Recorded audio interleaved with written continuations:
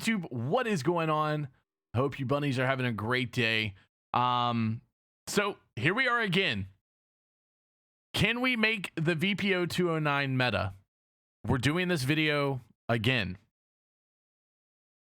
I didn't think that I would be. Most of you may not know this. The VPO-209, can we make this gun meta, was my most viewed video still to date. I'll leave a link for it right over here for you guys to go check it out. I'll wait while you do.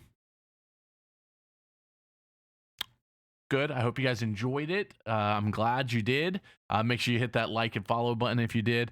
But in all seriousness, I really never thought I would be making another one of these videos based off of this gun.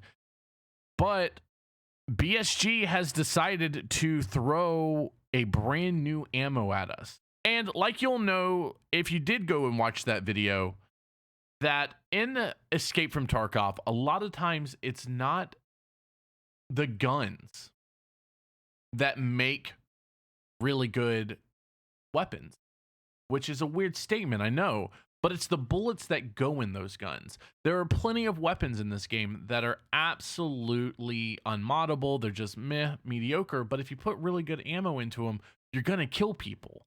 And that was the biggest issue that the VPO-209 had, was its ammo choices. You had 3 ammos. None of them were great. None of them were really good into late game. And no matter how much money you put into the gun to reduce recoil, to increase ergonomics, anything like that, the gun just didn't perform, because every time you got into an engagement with anybody that was wearing semi-decent armor, you weren't going to kill them. I mean, yeah, you could have used like FMJ to try to leg somebody to death, but that's not really good combat experience. But even still, if they're going up against somebody wearing decent armor, more than likely they have a decent weapon with decent ammo, and they're going to put you down faster.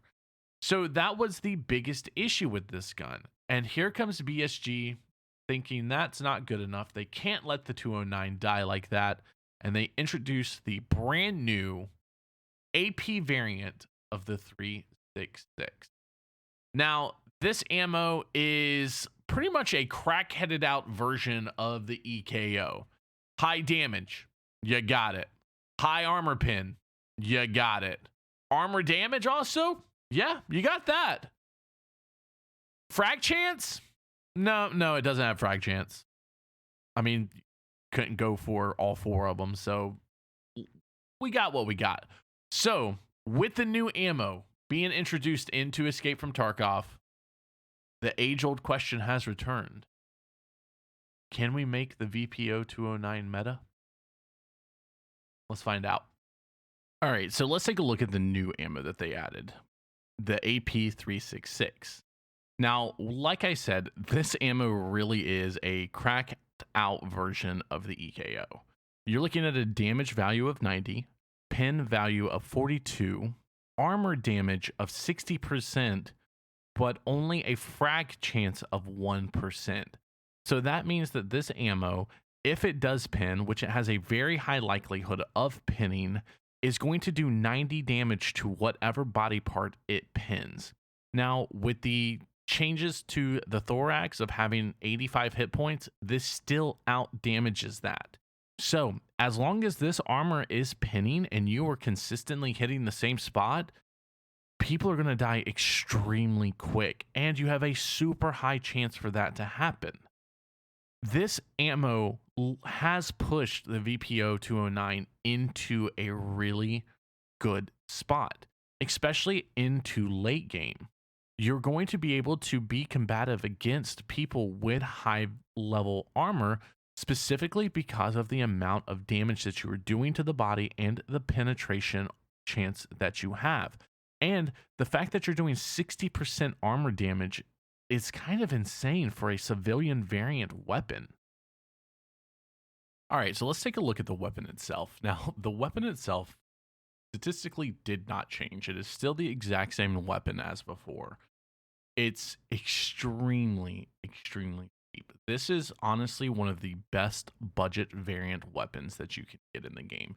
You can usually find this gun on the flea market for between 18 to 22k rubles. Now, if you did buy it from the vendor, it will cost you about 33, I believe, from proper. But honestly, for the price and getting it, the availability on the flea market, once you have access to the flea market, you really can't beat it for a budget weapon. What I'm going to do is I'm going to show you my two budget variants that I run for it. Now, what you will end up finding is that 9 times out of 10, the attachments that you are going to get are going to cost more than the weapon itself. So let's go ahead and take a look at those. So this is my absolute lowest budget build. Now, when I say lowest budget build, I literally mean this is as cheap as I would be willing to go for this gun at all. And what we're looking at here is we're looking at the base gun, like I said, flea market, usually between 18 to 22k. You're getting a recoil pad for 3,425 rubles from proper. You're getting the Weaver adapter for 2,860. Now, you got to remember, a lot of this stuff is based off of your level and availability. If you don't have max traders, some of these things may not be available to you, and you may have to fiddle with it a little bit more. And then we're looking at the wooden handguard for $28. The most expensive part about this entire build is going to be what sight you decide to put on it. I usually just go with something like an EOTech, PKO6, something like that, if I even decide to, because what happens is the Weaver adapter has a really nice curve to it and sight on it that you could just use. So you could get a decent iron sight for 2,000 rubles, technically 3,000. But this is my absolute most budget build. Now I'm going to show you what I traditionally run to give you a little bit more recoil reduction, so that way you can actually spam out your mouse one if you need to when you're in close combat or you get into those closer ranged combat scenarios. All right, so now what we're taking a look at is we're taking a look at my mid build. Now, this build is what I normally run. There really isn't a reason to run anything above what I'm showing you here. There may be a couple of attachments that you would prefer to switch out. Maybe you would prefer to have an actual railing on the back of the gun so that way you can attach your sight there instead of using the Weaver. Maybe you would prefer to put an RK3 grip on it. But at this point, there is really no reason to run anything else.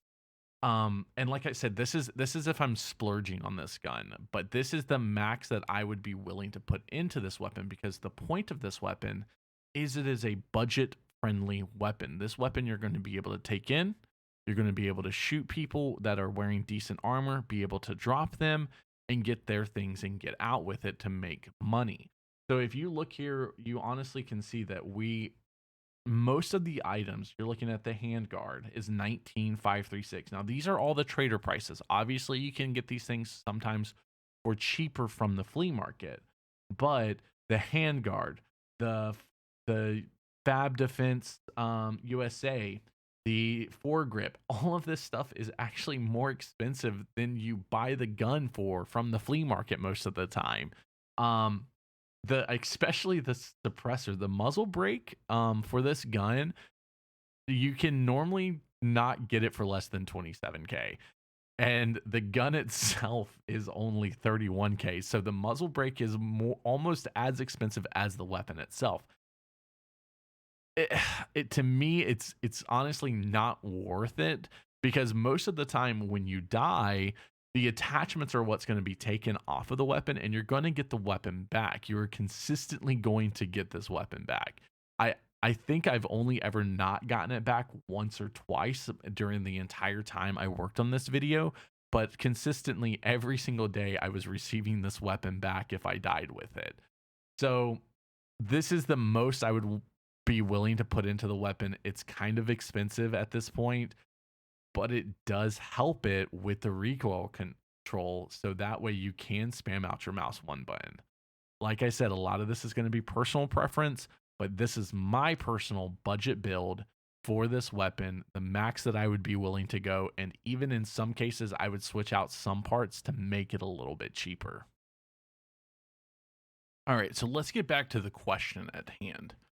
Do I think we can make this gun meta? And do I think that this gun could have a place in the meta of Tarkov right now?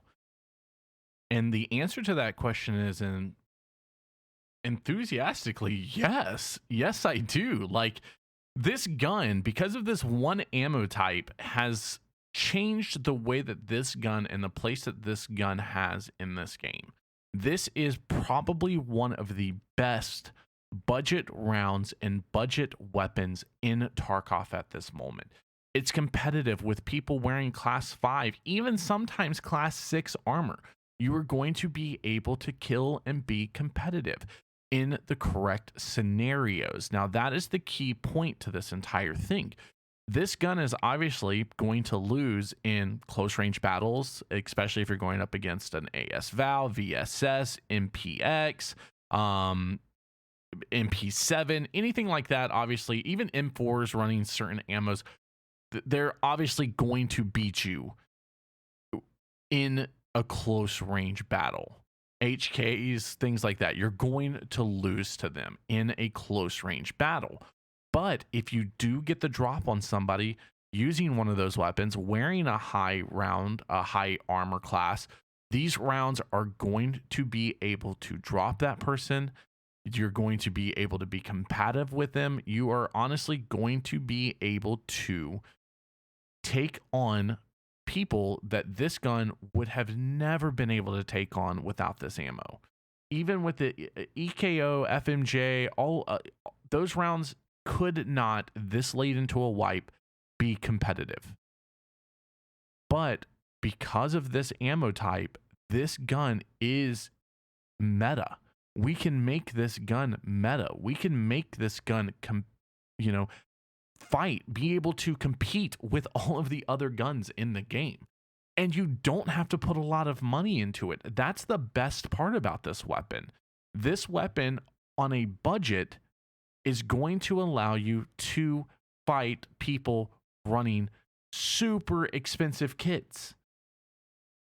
For a gun that cost under 20K most of the time on the flea market, you are going to be able to take out people that have spent over 200K on their weapons. You are going to be competitive. So yes, this gun will work. Yes, you can make this gun meta and for cheap. So please try it, use it, run this ammo type. It is good. This gun is actually a lot of fun. It sounds really good and it's competitive. So yes, can we make the VPO-209 meta? Yes. Thank you guys for watching this video. I hope you enjoyed it. Please, if you did, make sure you hit that follow button for the channel, subscribe to it, notifications, turn them on, all of that stuff. I am going to start consistently uploading videos on a daily basis. So I will be doing just random gameplay videos every single day, maybe from a couple of different raids from the day. I do stream every single day on twitch.tv/unfluffybunny. So I will be uploading some of the raids. I'll just piece them together. The other thing, I will continue doing these videos where I put a little bit more work into them. I do a little bit of, like figuring out why something works versus something doesn't work. I really like the educational videos also, so those are not going away, but I will be doing both of the styles of videos on the channel. So please, if you guys like it, subscribe to the channel, turn on those notifications, and I can't wait to see all of your beautiful faces again. Thank you so much. Have a great one. Bye.